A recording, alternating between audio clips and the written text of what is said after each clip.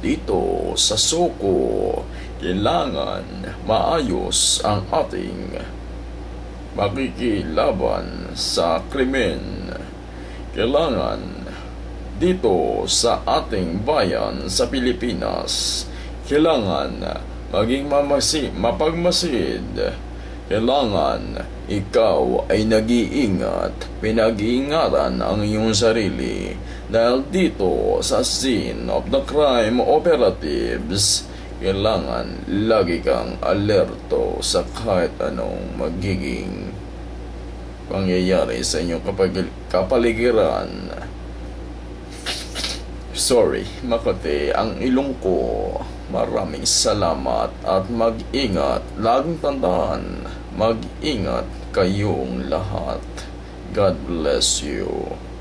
Goodbye.